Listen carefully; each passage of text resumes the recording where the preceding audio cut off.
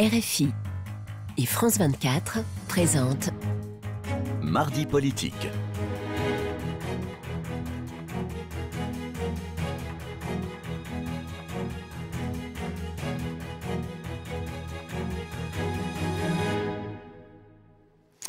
Mardi politique sur France 24 et RFI. Bonsoir Véronique Rigolet. Bonsoir Roselyne. Dans la deuxième partie de l'émission, nous recevrons Alexis Corbière, porte-parole de Jean-Luc Mélenchon, de la France Insoumise et... Alexis Corbière, qui sera notre deuxième invité. Mais notre premier invité est Aurore Berger. Bonsoir. Bonsoir. Merci d'être avec nous. Comme le président de la République, vous incarnez la jeunesse en politique. Vous avez 30 ans. En janvier, vous avez claqué la porte des Républicains. Vous étiez juppéiste et vous vous êtes lancé dans l'aventure En Marche et vous venez d'être investi pour les législatives dans les Yvelines. Alors hier, après de longues heures d'attente, le nom du Premier ministre a été annoncé. C'était donc Édouard Philippe, et issu lui aussi des rangs républicains, lui aussi juppéiste, maire du Havre.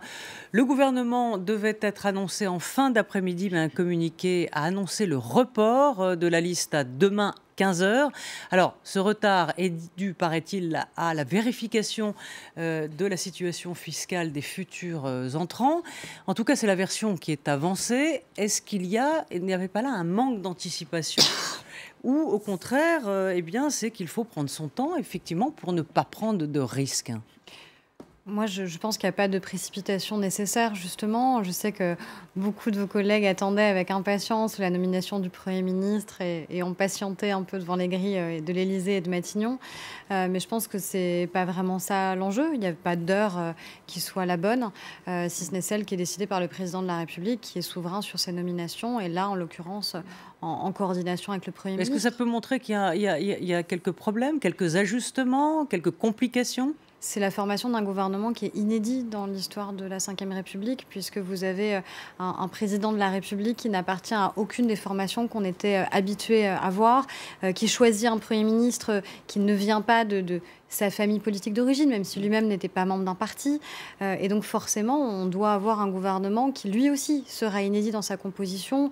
Il l'a dit, en évitant de prendre des gens qui ont déjà gouverné, en ayant une parité homme-femme, une diversité politique, des membres de la société civile. Donc moi, je préfère qu'il prenne son temps et qu'on vous surprenne peut-être demain sur la composition. On sait que le président veut rester le maître des horloges, mais ces vérifications fiscales, c'est tombé quand même un peu au dernier moment. Le gouvernement aurait dû être présenté aujourd'hui. C'est en le faisant que soudain l'idée est venue qu'il fallait peut-être contrôler les situations fiscales des ministres pressentis. Moi, je ne suis pas auprès du Premier ministre et du Président de la République.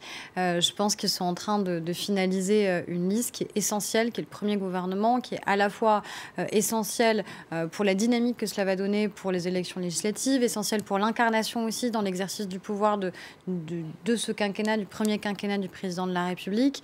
Donc, de ce gouvernement va décider beaucoup de choses, en fait, de sa composition, à la fois sur notre capacité à avoir une majorité lors des législatives en juin prochain, la capacité à mettre en œuvre le projet qui est celui du président de la République.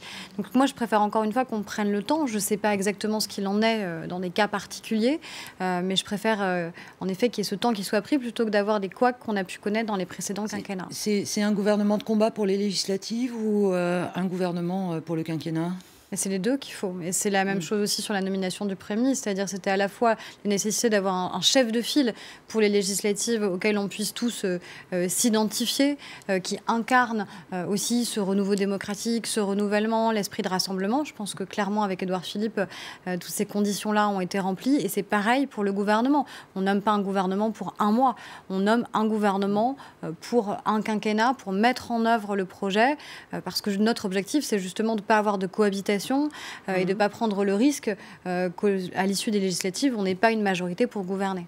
Alors c'est vrai qu'on avait coutume de dire entre les deux tours qu'il y avait une France qui était coupée en deux, mais est-ce qu'aujourd'hui ce ne sont pas les esprits en quelque sorte qui sont coupés en deux entre ceux qui raisonnent vieille politique avec ce clivage gauche-droite et puis ceux qui croient au dépassement des clivages et à une nouvelle refondation de la vie politique, et ça coince, enfin ça couine de partout, y compris chez chez les journalistes où on vous pose des questions parce qu'on ne comprend pas comment va fonctionner cette nouvelle politique, cette nouvelle refondation. Moi, je pense clairement que l'élection d'Emmanuel Macron a bousculé tous les repères que l'on pouvait avoir. C'est d'ailleurs la même chose même pour nous aux élections législatives. On dit on se base sur quel référentiel pour savoir même comment mener campagne. On ne se base pas en fait sur ces référentiels existants, préexistants. C'est quoi les nouveaux référentiels alors ? Justement, si vous voulez, c'est la première fois qu'on présente des candidats à La République En Marche. Donc on ne peut pas juste se baser sur les scores précédents qui avaient été réalisés par des candidats de partis qui ont été absents du second tour de l'élection. Vous venez de la droite, vous êtes maintenant en marche dans la majorité présidentielle. Et qu'est-ce que ça change dans la façon de faire campagne ? Parce qu'avant, il y avait la droite, il y avait la gauche, voilà, il y avait des procédés qu'on connaissait pour faire campagne. Pour vous, personnellement, ça change quoi, là ? Je ne sais pas ce que ça change dans la manière de faire campagne, mais je peux vous dire, par exemple, sur les gens qui nous rejoignent, que j'aurais probablement pas fait campagne avec autant de gens qui sont rassemblés. Moi, il se trouve que dans mon équipe de campagne, j'ai parfois des gens qui sont à la fois et dans l'opposition et dans la majorité de certaines municipalités, parce qu'ils se rejoignent autour du projet d'Emmanuel Macron. Donc c'est en train de bouleverser les choses aussi localement, et ça va recomposer la politique non seulement avec la nomination d'un gouvernement, avec demain une majorité présidentielle, je l'espère, mais aussi parce que localement, les choses vont être en train de bouger, parce qu'on le voit bien, on avait des majorités aussi municipales qui étaient figées avec des partis politiques qui aujourd'hui ne sont plus des partis qui sont en capacité d'être majoritaires dans le pays. Est-ce qu'avec l'arrivée d'Édouard Philippe, jupéiste comme vous sentez un peu moins seul ? Est-ce que c'est l'avant-garde d'un mouvement ? Écoutez, il y a eu aussi près d'une trentaine de parlementaires, grands élus qui ont appelé justement au dépassement des clivages et à la réussite du quinquennat. Moi, je pense vous avez été une des premières. Moi, j'étais une des premières. Jean-Baptiste Lemoyne, qui est parlementaire dans l'Yonne, a également fait ce choix. Moi, pourquoi vous l'avez fait, ce choix, d'ailleurs ? Je l'ai fait parce que, et honnêtement, la nomination d'Édouard Philippe, l'impression me donne un peu raison là-dessus, voilà. C'est que je pense qu'il y avait une communauté de valeurs qui était beaucoup plus forte entre ce qu'on avait défendu avec Alain Juppé et ce qu'on pouvait défendre avec Emmanuel Macron, qu'on ne le pouvait avec François Fillon. Et c'était avant les affaires. Les affaires n'ont fait que renforcer mon idée que François Fillon n'était pas le bon candidat, mais c'était avant tout sur des questions de valeurs, sur les questions sociales, sur la question de la santé notamment, sur les questions sociétales, sur les questions diplomatiques, espèce de poutinophilie qui s'est emparé de la droite et même... Et vous avez pris peur ? Je ne dis pas que j'ai pris peur, c'est juste que moi, je ne m'y reconnaissais pas, en fait. C'est-à-dire que quand vous êtes pendant 2 ans à défendre un projet qui était celui d'Alain Juppé, il aurait fallu que, parce qu'on était dans le même parti politique, on soit comme une caserne, quoi, dans un camp militaire, où on se dit, on met les convictions de côté, et puis on est tous derrière le candidat qui a été choisi, peu importe s'il y a un fossé entre les valeurs qui ont été défendues par Alain Juppé et celles de François Fillon. Alors le Big Bang politique, c'est bien. On est en train de voir in vivo comment ça se passe. Chaque jour amène sa pierre, on va dire. Mais il y a une question quand même cruciale, c'est Édouard Philippe, il va mener la campagne des législatives, mais il va être pris entre deux feux. Soutenir les Républicains ou soutenir les candidats d'En Marche. C'est un peu... Moi, je pense qu'il n'est absolument pas pris entre deux feux. Il appartient aujourd'hui à une équipe. Il est même le chef de file d'une équipe gouvernementale. Il n'a pas choisi. Mais des candidats qu'il n'a pas choisi, les candidats En Marche. Ah oui, l'équipe gouvernementale, il est en train de la choisir, il la définir avec le président de la République. Oui, mais pour les... il a rejoint, il a accepté de porter un projet qui est celui du président de la République et qui est incarné sur le terrain par les candidats à la République En Marche. Donc il n'y a pas de schizophrénie. Édouard Philippe, c'est le chef de file de la République En Marche pour les législatives et ce sera demain, je l'espère, le chef de notre majorité. À nouveau, chef de file d'un mouvement pour les législatives, avec des candidats, des centaines de candidats qu'il ne connaît pas, qu'il n'a pas choisi, et pour défendre un projet que hier encore, au sein de sa propre famille, il combattait. Il ne vous aura pas échappé qu'Édouard Philippe s'est quand même mis clairement en retrait de la campagne présidentielle et je ne l'ai pas vu faire campagne matin, midi et soir pour François Fillon, contrairement à d'autres membres des Républicains. Il a toujours eu un esprit qui était justement de rassemblement. Il n'est pas mené par un sectarisme, Édouard Philippe. Je pense que c'est aussi pour ça qu'il a été choisi.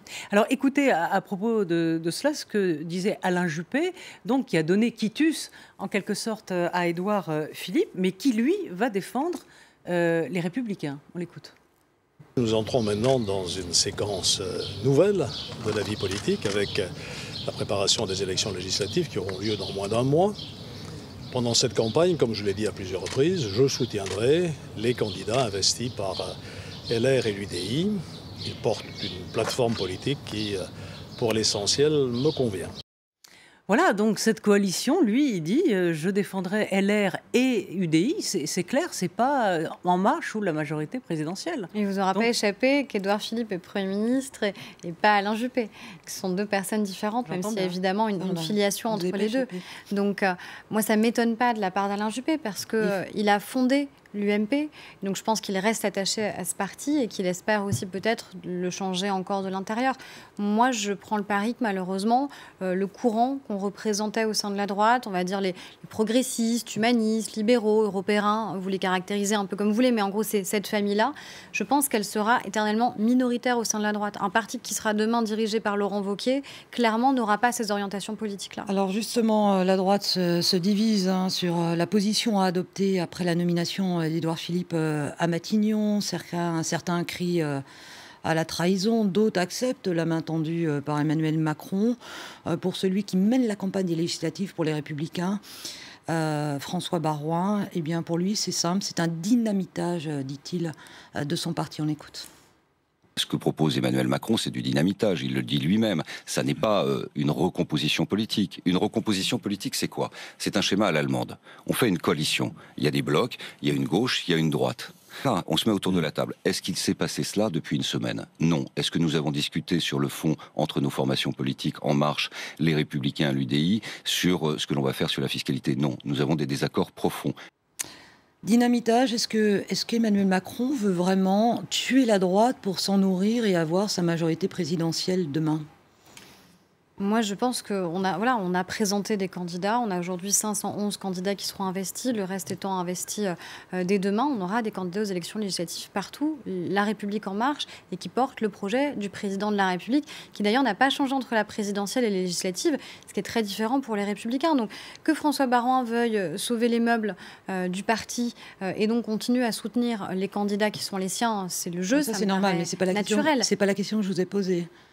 Mais est-ce qu'Emmanuel Macron a besoin de ces voix de droite pour avoir une majorité présidentielle demain à l'Assemblée nationale? Je pense qu'Emmanuel Macron a besoin d'avoir une majorité présidentielle. Il a besoin d'avoir un peu plus de 300 parlementaires, la République. Mais il a besoin de la droite, autrement il n'aurait pas nommé un Premier ministre de droite, il aurait nommé un de ses proches, un Richard Ferrand, il a toujours dit qu'il ferait du rassemblement. Donc s'il avait nommé... Il est fidèle à cette promesse, c'est-à-dire que s'il avait nommé quelqu'un qui avait toujours été avec lui dans son parcours politique, vous auriez dit finalement, il y a un côté clanique, il ne s'ouvre pas, c'est une promesse qui n'est pas tenue. Là, au contraire, il montre qu'il s'ouvre. Édouard Philippe fait cette démarche aussi politique qui est extrêmement forte de rejoindre le président de la République. Un certain nombre, justement, ont accepté cette main qui était tendue, et pas des moindres parmi les parlementaires et grands élus, maires, notamment les Républicains. Je pense qu'il y en aura d'autres qui feront cette démarche-là. Donc, l'idée, c'est d'avoir une majorité, la République En Marche. Mais ce faisant, il vide les Républicains d'une partie de sa droite modérée et peut-être fait courir le risque pour les LR de disparaître ou d'être réduit. Mais ça, c'est le problème des Républicains, c'est pas le problème de la République En Marche. Mais c'est votre ancienne famille. Oui, mais moi, je pense que le problème, c'est que quand vous écoutez les différents porte-parole des formations politiques, que ce soit au sein des Républicains, que ce soit au sein du Parti socialiste, que ce soit même désormais au sein du Front National, entre eux, au sein de chaque famille politique, ils ne sont pas d'accord. Ils ne sont pas d'accord sur la question fiscale, sur la question européenne, sur la question du travail, sur la question écologique, et on pourrait continuer comme ça. Donc il faudrait déjà qu'ils nous disent quelle est la plateforme programmatique qu'ils veulent défendre. Regardez François Baroin, qui pendant toute la campagne de François Fillon a dit matin, midi et soir que le projet de François Fillon était le meilleur pour la France, qui était en grande partie axé sur la question de la dette. Et aujourd'hui, qu'est-ce qu'ils disent? Que la dette, c'est finalement quelque chose de secondaire et que l'urgence, c'est de baisser la pression fiscale et en gros, dire si vous votez pour nous, on baissera l'impôt sur le revenu, qui fait une sorte de racolage que je trouve assez grossier. Donc, ils sont en train de changer même le projet qu'ils veulent présenter aux Français alors qu'on est à moins d'un mois des élections législatives. Alors, François Baroin parle effectivement de dynamitage, un mot très militaire. Cependant, il en avait fait l'aveu, Emmanuel Macron, dans un documentaire, en disant qu'il voulait déstabiliser la droite. C'est lui qui l'a dit. Alors, il a déjà réussi à affaiblir et effacer le Parti socialiste, mais son rêve, en fait, c'est de scinder ces droites en deux. Il parle d'un schisme. Est-ce que d'un côté, il y aurait une droite un peu manif pour tous, qui resterait dans son corner et qui serait condamnée à y rester, et une droite, on va dire, libérale, sociale, gaulliste, qui aurait effectivement vocation à gouverner avec Emmanuel Macron? Est-ce que c'est pas ça le plan, tout bêtement? Je ne sais pas si c'est le plan. En tout cas, le constat, il est clair sur des droites qui aujourd'hui sont, il me semble, irréconciliables. Je pense qu'on peut gagner une primaire avec sens commun, mais qu'on perd une présidentielle avec sens commun. Parce que, heureusement, les électeurs de droite ne se reconnaissent pas tous dans les valeurs qui ont été portées par sens commun ou qui ont été portées au Trocadéro avec espèce de grands discours complotistes, anti-juges, anti-journalistes et ainsi de suite. Donc, moi, je pense que ces droites sont irréconciliables. Donc, soit on fait de la vieille politique, à savoir, on se dit, on va recréer d'autres partis, d'autres formations politiques pour essayer de faire exister ces droites, où on va essayer de créer des courants au sein d'un parti, soit on se dit on a une offre politique nouvelle qui a été portée en tête du premier tour de l'élection présidentielle avec quelqu'un qui a 39 ans et qui est élu président de la République et on veut y participer pour que ce quinquennat soit utile et efficace. Pour revoir ce système des primaires, où on a vu émerger, vous parlez de sens commun, de cette frange anti-mariage pour tous, est-ce qu'aujourd'hui les primaires posent un véritable problème parce qu'elles poussent les partis à la radicalisation ? Que ce soit à gauche ou à droite. Déjà, je pense que les primaires qui étaient censées permettre aux formations politiques d'avoir les meilleurs candidats pour gagner ont prouvé qu'elles n'avaient pas été efficaces, puisque ni François Fillon ni Benoît Hamon n'ont été qualifiés au second tour de l'élection présidentielle. Donc je ne suis pas certaine que les partis reconduisent ce mode de désignation de leurs candidats. Et en effet, finalement, même si ce sont des primaires ouvertes, on voit bien que l'électorat qui se déplace est l'électorat qui est quand même finalement le plus captif, le plus militant, et qui fait qu'on a eu les projets les plus radicaux qui ont été choisis avec une droite dite vraiment de droite, une gauche dite vraiment de gauche, mais qui ne sont pas aujourd'hui en capacité de rassembler, de gouverner. Emmanuel Macron veut imposer aujourd'hui cette recomposition. Il a réussi son pari, en tout cas pour entrer à l'Élysée. Les Français, visiblement, ont validé cette démarche-là. Est-ce que, par ailleurs, en revanche, la recomposition politique, c'est pas un peu les législatives qui vont la décider? Est-ce que là, ce pari est quand même un pari extrêmement risqué? Est-ce que vous pensez que les Français sont prêts à continuer cette marche avec lui ou à retourner dans leur parti qu'ils n'ont pas tous déserté par ailleurs? Je suis d'accord avec vous. La vraie recomposition, elle s'exprimera au moment des élections législatives les 11 et 18 juin, c'est certain. Est-ce que les Français qui ont eu l'audace d'élire quelqu'un qui a 39 ans, qu'ils connaissaient depuis seulement finalement 3 ans, vont confirmer, légitimer le président de la République, le renforcer, lui donner les moyens de gouverner? Ou est-ce que les Français vont finalement vouloir une cohabitation? Moi, je ne crois pas qu'ils aient envie d'une cohabitation. Je pense qu'ils ont envie que le quinquennat soit utile et ils se fichent des envies revanchardes des autres partis politiques. Alors même si on a envie de comprendre comment ça va fonctionner, ce nouveau monde politique, cette nouvelle refondation, par exemple, si Bruno Le Maire ou NKM ou d'autres qui viennent des Républicains, sont ministres dans le gouvernement d'Édouard Philippe, devront-ils quitter les Républicains ou adhérer à En Marche? Parce que le problème, pour l'instant, reste entier. Nous, on a fait en sorte aux élections législatives qu'il n'y ait pas de double étiquette. Il n'y a pas eu d'accord d'appareil avec d'autres formations politiques. Alors, François Baroin le regrettait, mais enfin, justement, ça, c'était de la vieille politique, de dealer comme ça avec les Républicains ou l'UDI. Après, il me semble que la logique soit en effet qu'ils quittent leur formation parce qu'ils adhéreront au projet du président de la République qui est porté par La République En Marche. Ça me paraît être logique. On parlait de ce risque des législatives. Il y a un certain nombre de candidats, même une grande majorité des candidats En Marche qui sont des inconnus pour les Français. De quelle manière vont-ils convaincre face à des élus de droite, de gauche ou encore insoumis qui, eux, sont plus connus dans leur circonscription? Parfois, il y a une petite schizophrénie française qui fait qu'on a envie... On y vient. On y arrive. On y arrive. Non, mais qui fait qu'on a en permanence, on dit qu'il faut du renouvellement, il faut de la société civile. Mais quand on présente des candidats qui sont issus de ce renouvellement et de la société civile, on dit oui, mais est-ce qu'ils vont y arriver parce qu'ils ne sont pas des professionnels de la politique, ils ne sont pas expérimentés. Moi, je pense qu'on a répondu à cette promesse-là. Clairement. C'est-à-dire que les candidats qu'on a investis, ce ne sont pas des parlementaires sortants. Pour la moitié d'entre eux, ils n'ont jamais eu de mandat électif et de fonction politique. Et c'est sain, c'est bien. C'est-à-dire qu'on va avoir, si on a une majorité à l'Assemblée nationale le 18 juin prochain, la physionomie, l'image de l'Assemblée nationale représentera les Français. Donc c'est à eux aussi de se projeter. Quelle assemblée ils veulent, quel projet ils veulent voir porté par le président de la République et par le gouvernement, quel projet ils veulent voir être mis en place. Et je pense qu'avoir une représentativité réelle, c'est-à-dire la parité qui existe, une moyenne d'âge qui est abaissée au niveau de l'Assemblée nationale, une sociologie aussi qui est différente, me paraît être une bonne chose. Merci Aurore Berger d'être passée par RFI et France 24. Après le flash d'infos, nous accueillerons l'insoumis Alexis Corbière, porte-parole de Jean-Luc Mélenchon. Absolument. Merci beaucoup. Merci à vous.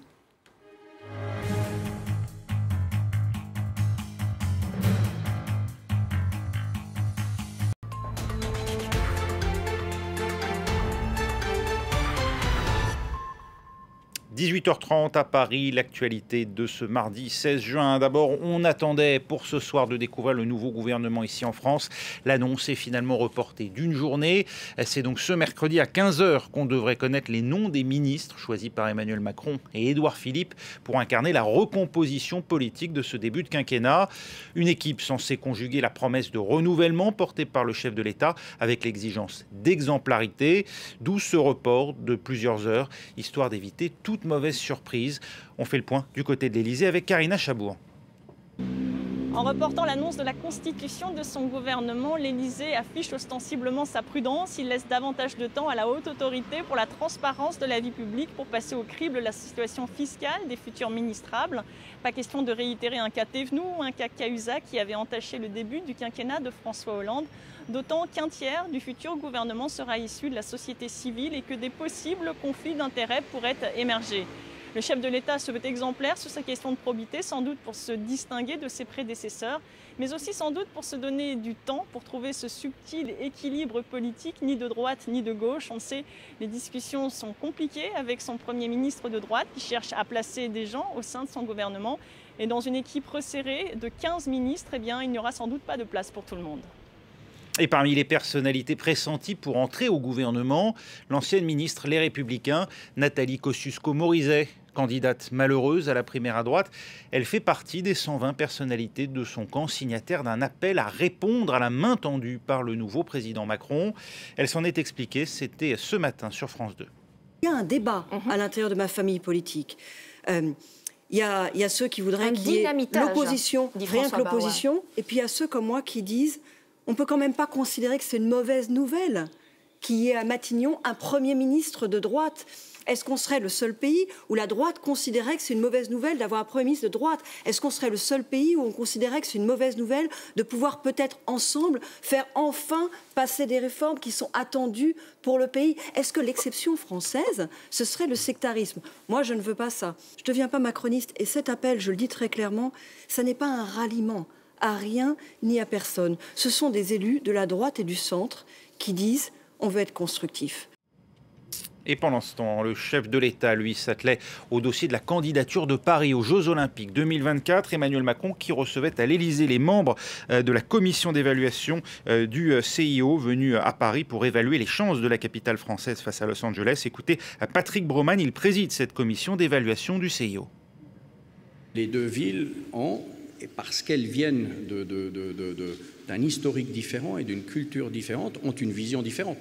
Et je crois que ça, ce sera probablement une des clés plus importantes à déchiffrer et qui laissera aux membres du CIO, en fin de compte, le choix de vouloir choisir une vision plutôt que d'une autre.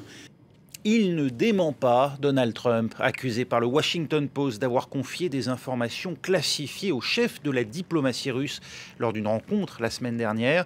Le président américain revendique son droit à échanger librement avec Moscou sur les questions liées au terrorisme.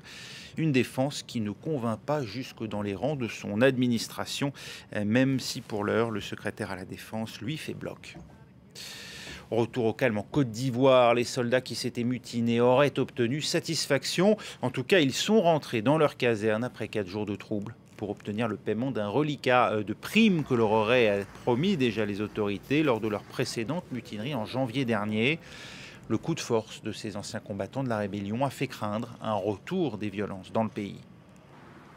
Voilà, restez avec nous à suivre la deuxième partie de Mardi Politique. Et après Aurore Berger, eh bien c'est Alexis Corbière, porte-parole de Jean-Luc Mélenchon pendant la campagne pour l'élection présidentielle, qui répond aux questions de Roselyne Febvre et Véronique Rigolet.